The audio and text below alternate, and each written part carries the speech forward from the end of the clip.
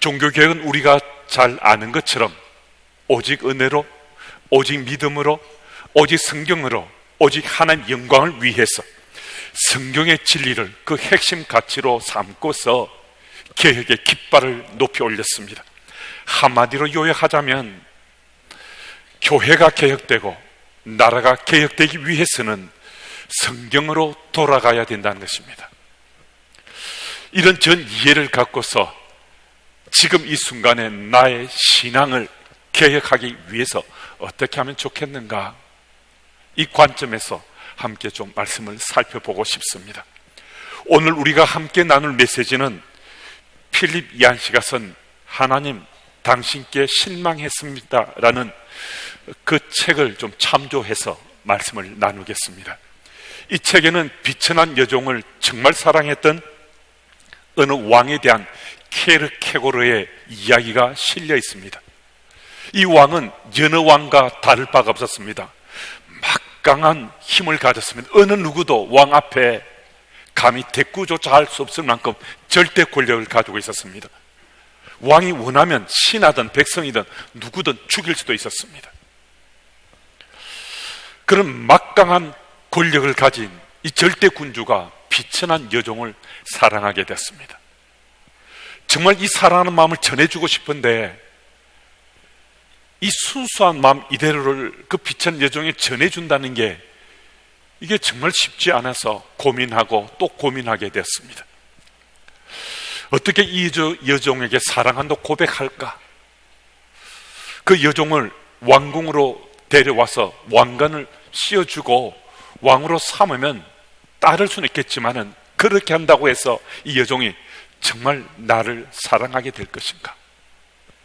내가 그 여종을 사랑하는 것처럼 그 여종 진심으로 나를 사랑해주면 좋겠는데 그게 가능할까? 그녀가 살고 있는 오두막집으로 병사들 데리고 내가 행차를 하면 그녀가 나를 알아보고 나를 정말 사랑할 수 있을까? 이런 고민 저런 고민 해봤는데요, 왕은 왕이고 비천한 여종은 여종인 것, 이것 어떻게 할 수 없겠다라는 겁니다. 그녀의 자유를 억압지 않고서는 그녀를 왕궁으로 데려와서 왕위에 왕관을 씌워줄 수 없다는 사실을 알게 됐습니다. 자신의 사랑을 전해줄 수 없다는 사실도 알게 됐습니다. 왕으로서는 도저히 할 수 없다라고 생각했습니다. 그래서 왕이 결단했습니다. 자신이 진정으로 사랑하는 그 여종을 위해서 스스로 왕의 신분에서 내려갈 것을 결심했습니다. 그래서 왕은 남루한 옷을 입고 여종이 사는 오두막으로 향했습니다. 그 일은 단순한 변장이 아니었습니다. 왕의 새로운 신분이었습니다. 왕은 왕좌를 포기하고 그 여인을 사랑하고자 평범한 평민이 되었습니다. 하나님은 사람과 함께 하시기 위해서 자신을 낮추셨습니다.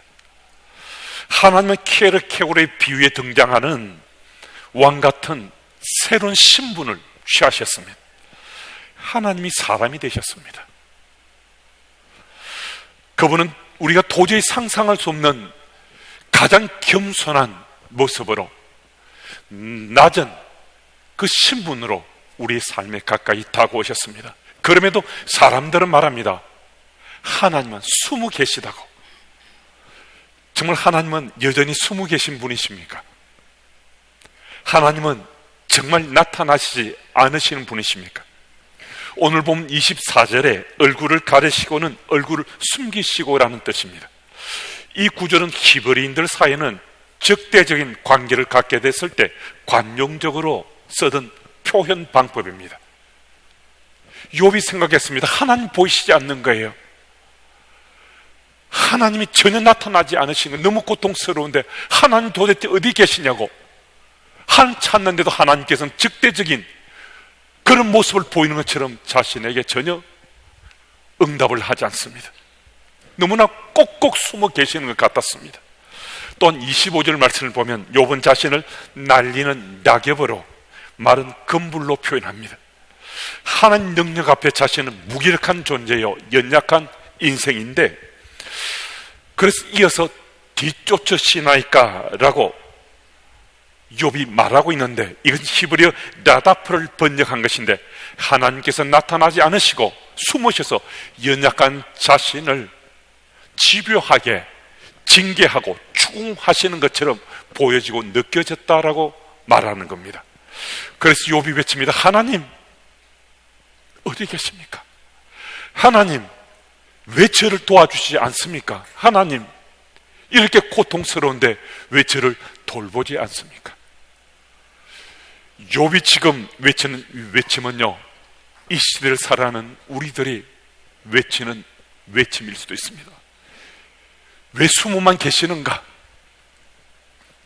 왜 도와주시지 않는가?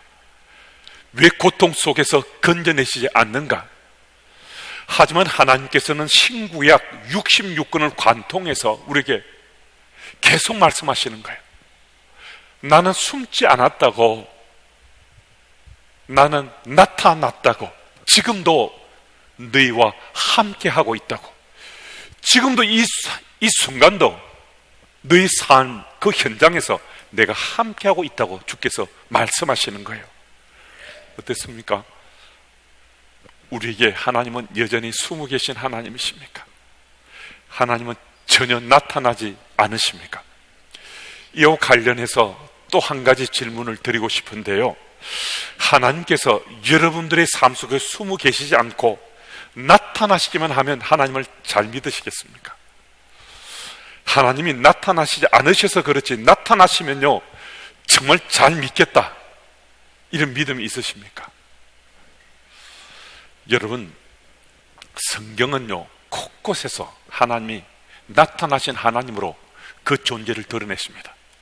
이스라엘 백성들이 출애굽하던 그때만 제한했어요. 그 시기에만 우리가 초점을 맞춰서 말씀을 보더라도 곳곳에서 하나님께서 이스라엘 백성들에게 나타나시고 그 모습을 드러내셨어요. 이스라엘 백성들이 애굽에서 하나님께 행하신 10가지 재앙을 직접 목격했잖아요.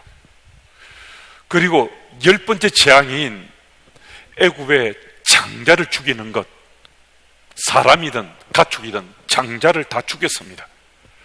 그런데 이스라엘 백성들이 거처하는 처소에는 좌우 문설조 임방에 어린 양의 피를 바르기만 하면 하나님 사자가 그냥 넘어갔어요.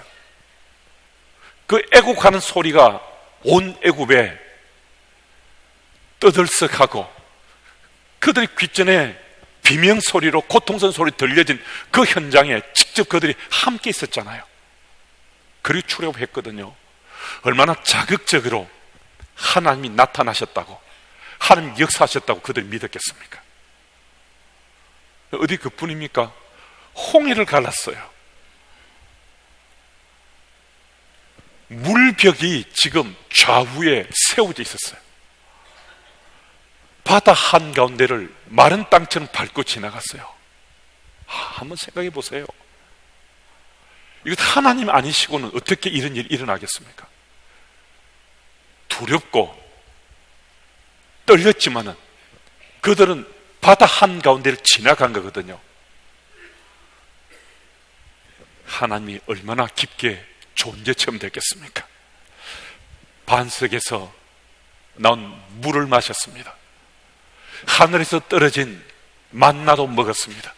더 놀라운 것은 아모리 족속과의 전투 속에요, 하늘의 태양과 달이 멈춰 있었습니다. 정말 기적도 그런 기적이 어디 있었겠습니까? 이스라엘 백성들은 그 현장도 직접 목격했습니다. 그런데 정말 놀라운 것은요, 정말 놀라운 것은 그들이 그런 하나님 기적들을 체험하고 나서 오래지 않았는데요, 하늘 원망했습니다. 불평했습니다. 악을 행했습니다. 폐역함을 저질렀습니다. 믿어지지 않잖아요. 심지어는 나타나신 하나님을 직접 대면하기 위해서 모세가 시내산 중턱으로 올라갔어요. 시내산 아래에 있는 백성들이요, 하나님 지금 나타나셔서 자신들의 지도자 모세가 시내산 중투로 올라갔는데 금송아지를 만들어서 이 송아지가 신이다라고 춤추면서 뛰놀았습니다. 이 정도면요, 이 정말 말이 안 되는 거잖아요. 상식선에서는 도저히 일어날 수 없는 일들을 이들이 자행하고 있잖아요. 그런데 이런 놀라운 기적을 체험하고 나서 돌아서서 그들은 하나님 앞에 악을 행하고 하나님을 불신했습니다. 이런 증거들은 우리들에게 무엇을 말씀하시는가? 기적이 일어나면 우리 믿음이 더 자라겠습니까? 하나님이 나타나시고 보여진다면 우리 믿음이 더 성장하겠습니까? 말씀은요, 그렇지 않다는 거예요. 기적이 일어나고 놀라운 일들이 반복되었지만 이스라엘 백성들은 계속해서 악을 행했습니다. 하나님을 더 불신했습니다. 다시 말씀드리면 기적은 이스라엘 백성들을 하나님께 돌이키지 않고 기적 그 자체에 그들의 삶을 더 중독시켰습니다. 저는 이 사실을 말씀을 통해 확인하면서 딜레마에 빠졌습니다. 하나님이 나타나셨는데 하나님 존재 체험된데 이럴 수가 있는가? 믿기 힘든 그 사실이 성경 속에 기록되어 있잖아요. 성경 속에 기록된 이스라엘 백성들은 옛날 사람이라 뭐 그들과 우리가 같겠나? 그들과 우리가 정말 다르겠습니까? 그들도 우리와 똑같은 성경을 가진 사람들인데 뭐가 우리와 다르겠습니까? 수천 년 동안 이런 모습 저런 모습을 직접 목격하신 하나님께서 이제 더 이상 역사에 개입하지 않겠다고, 이젠 뒤로 물러서셔서 아무 일도 하지 않겠다고 하나님께서 그 다음 그렇게 말씀하시고 행하셨는가? 여러분, 하나님은요 그러지 않으셨습니다. 하나님께서는요, 백성들이, 이스라엘 백성들이 하나님을 외면하고 무시하고 하나님을 악을 행했을 때요, 더 적극적으로 하나님께 한 스텝 더 가까이 인간의 삶 가운데 다가오셨습니다. 어떻게 하셨는가? 독생하신 아들 예수님을 이 땅에 보내셨습니다. 십자가에 못 박혀 죽게 하시면서도 하나님이 우리 하나님 되심을, 그 하나님 놀란 사랑을 우리들에게 일깨워 주시기 원하셨습니다. 이전까지는 표징을 통해서 나타나신 하나님으로 역사 속에 개입하셨지만은 예수께서 이 땅에 오심으로 구전 실제로 하나님께서 역사 속에 우리 삶 가운데 함께 하시게 되었다는 겁니다. 여기서 우리는 한 가지 질문해 볼 수 있습니다. 예수께서 이 땅에 오시기 전에도 하나님께서는 하나님의 존재 체험이 되도록 나타나신 하나님이셨어요. 그러니까 여러 현상과 여러 징조를 통해서 하나님의 하나님 되심을 드러내셨는데요, 예수께서 사람의 모습도 있고 이 땅에 오신 것도 하나님이 하나님 되심을 드러낸 그것 말고 무슨 차이가 있겠느냐 하는 거예요. 무엇이 다르겠습니까? 동일한 하나님이신데요, 차이가 없는가? 그렇지 않습니다. 차이가 있습니다. 차이가 있어야 됩니다. 차이가 없다면요, 예수께서 죽으신 것, 그 헛된 죽음이죠. 예수께서 십자가 위에서 죽으셨을 때 그 신비로움에 대해서 여러분들도 잘 모르고요, 저도 잘 모릅니다. 근데 한 가지 분명한 사실은 예수께서 십자가에 죽으시면서 하나님께서는요, 그 이전과는 달리 인간이 우리가 체험하지 못하는 것에 대해서는 하나님께서 우리를 테스트하지 않으시게 되었다는 겁니다. 하나님이 사람으로 이 땅에 오셔서 사람이 체험한 것을 다 체험하셨습니다. 죽기까지 하셨습니다. 하나님께서는요, 인간이 체험하는 모든 걸 체험하시면서 인간이 체험치 못하는 것은 우리에게 테스트하지 않으시므로, 놀랍게도 하나님이요, 우리 인생 정말 가까이 오신 사랑의 하나님, 긍휼의 하나님으로 우리에게 존재 체험됐다는 겁니다. 여러분, 그 이전에는 하나님은 하나님이신데 하나님 표징이 드러나고 하나님 임재가 느껴지는, 그때는 두려움이었습니다. 공포였습니다. 기적의 현상이었습니다. 무섭기도 했습니다. 그런데 이 땅에 오신 예수님을 통해서 하나님은 사랑의 하나님으로, 긍휼하신 하나님으로 우리에게 존재 체험됐습니다. 여러분, 두려움과 공포의 하나님은 우리를 변화시키지 못했습니다. 그런데 사랑의 하나님, 긍휼하신 하나님은 우리를 변화시켰습니다. 그래서 여러분과 제 삶 속에 일순간만 변화하는 척하면서 또 악을 행했던 이스라엘 백성들과 달리 우리 변화는 전 존재가, 전 인격이 변하는 놀라운 삶이 송두리째 갈아엎어지는 그런 변화를 체험하게 됐습니다. 그래서 우리 인생이 변화의 연속성상에서 평생을 살 수 있는 길이 열려지게 됐다는 거예요. 어떻게 해요? 어떻게 이게 가능했습니까? 예수님을 통해서. 예수님이 나의 그리스도로, 나의 군주로 믿어지게 되면요, 우리 삶이 지금 변했잖아요. 변하고 한순간에 다시 또 얼마 후에 옛날로 돌아가는 것이 아니라 변화된 그리스도인 삶을 우리가 연속선상에서, 연장선상에서 계속 살아갈 수 있게 되었다는 겁니다. 제가 본문을 들어가면서 물었던 질문을 다시 한 번 더 묻겠습니다. 하나님께서 우리 삶 속에 숨어 있지 않고 나타나시기만 하면 우리 하나님을 잘 믿으시겠습니까? 하나님께서 나타나시지 않으셔서 그렇지, 하나님께서 직접 나타나시면 정말 하나님을 잘 믿으시겠습니까? 여러분, 기적을 통해서나 어떤 현상적인 체험을 통해서 하나님을 하나를 믿는 것은요, 정말 제한적입니다. 정말 한계가 있습니다. 한순간 말고는요, 넘어서면 또 옛날로 돌아가는 우리 인생이, 그 연약한 인생이 바로 우리 모습입니다. 그런데 십자가에 달려서 죽으신 하나님은요, 하나님께서 우리에게 말씀하신 그 말씀의 성취로 말씀을 통해서 예수께 십자가에 죽으신 것이 우리가 믿게 되었다는 거예요. 무슨 말씀이신가? 요 하나님이 하나님으로 우리 삶 속에 직접 간섭하시고 우리 삶을 변화시킨 것이 말씀을 통한 예수께서 이 땅에 오신 성취로 그 말씀이 이루어진 것을 우리가 믿게 되었다는 겁니다. 여러분, 그래서 우리는 우리 삶의 변화는 하나님 말씀을 내가 믿으면 예수님에 대한 존재 체험이 하나님 존재 체험이 돼서 우리 삶이 변화되고 또 자라나고 성숙해지고 원숙해지가는 믿음의 삶을 살 수 있게 됐다는 겁니다. 여러분, 정말 변화된 그리스도인 살고 싶은 내 마음이 있습니다. 정말 달라지고 바뀌고 싶어요. 주께서 지금 말씀하시잖아요. 기적이나 어떤 현상을 통해서 우리가 변하는 것은 잠시 잠깐인데, 하나님께 말씀하신 그 말씀처럼 예수께서 이 땅에 오셨는데 그분의 삶을 통해서 예수님이 하나님 아들을 믿어지면, 그 말씀 믿어지면 우리 변할 수 있다고, 정말 달라질 수 있다고, 정말 바뀔 수 있다고 주께서 말씀하시잖아요. 여러분, 오늘 그 말씀 믿어지면 우리가 자기 부인할 수 있습니다. 그 말씀 믿어지면 우리 자기 훈련할 수 있습니다. 치열하게 실험하면서 믿는 자로 살아간 그 삶에 내 삶을 걸고 내 인생의 지배 가치로, 핵심 가치로 삼고 오늘도 살고 내일도 우리 살아갈 수 있습니다. 한 가지만 좀 더 덧붙이고 싶습니다. 지금 내 삶이 너무 힘들어요. 아파요. 고통스러워요.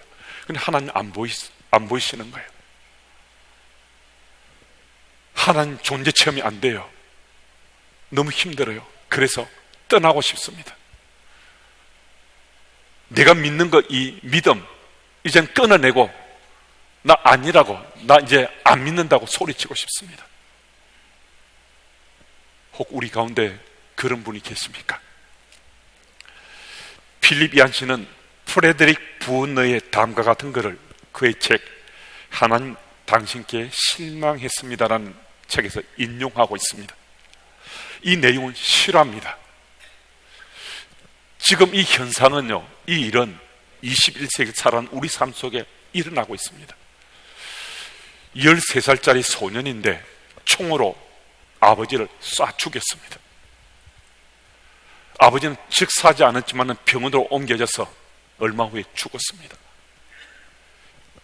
경찰관이 이 소년에게 왜 아버지를 죽였냐고, 왜 아버지를 총으로 쏴서 죽였냐고 물었습니다. 소년이 대답합니다. 아버지가 싫었어요. 아버지가 미웠어요. 아버지가 너무 자주 간섭하고 이것저것 자꾸 물어서 귀찮아서 아버지를 총으로 쐈어요. 그 아이가 소년원에 갇혀서 생활했습니다. 어느 날 밤인데 이 교도관이 그 방 가까이 갔는데 이 소년이 흐느끼는 울음소리가 들려왔습니다. 귀를 기울여서 들어보았습니다. 아빠가 있었으면 좋겠어요. 아빠가 지금 나와 함께 계셨으면 정말 좋겠어요. 아빠가 너무 보고 싶어요. 아빠가 보고 싶어서 견딜 수가 없어요.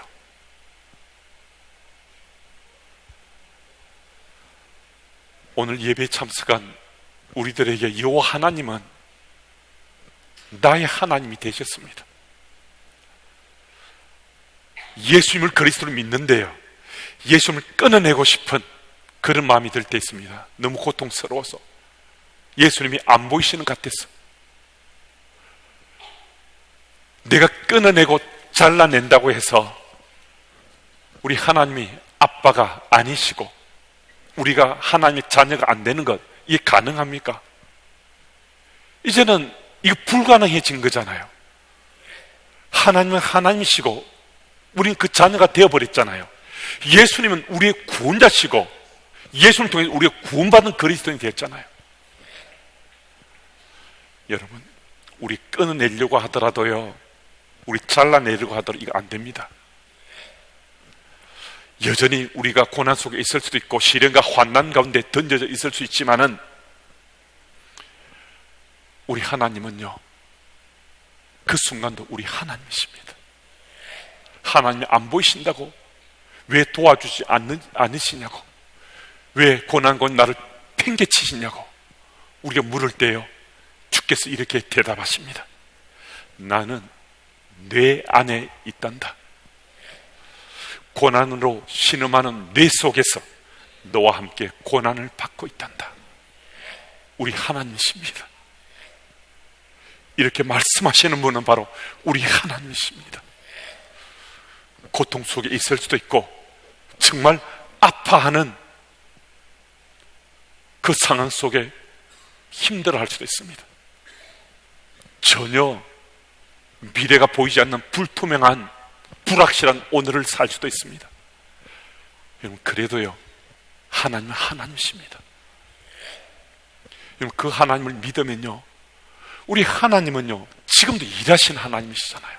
그래도 부지런히 누구를 위해서 일하신다고요? 나를 위해서, 우리를 위해서 일하신다고 하시잖아요. 정말 그 하나님이 나의 하나님을 꼭 믿어졌어.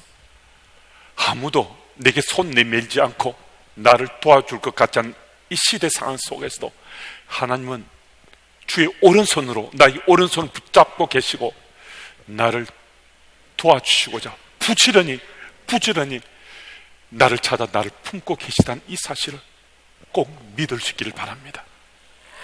그럼 그 하나님을 믿으시고 우리 믿음의 눈으로 그 하나님을 바라보고 약속하신 말씀, 그 말씀을 꼭 붙잡고 나의 신앙의 개혁을 이루어서 마침내 승리자가 되시기를 예수 이름으로 축복합니다.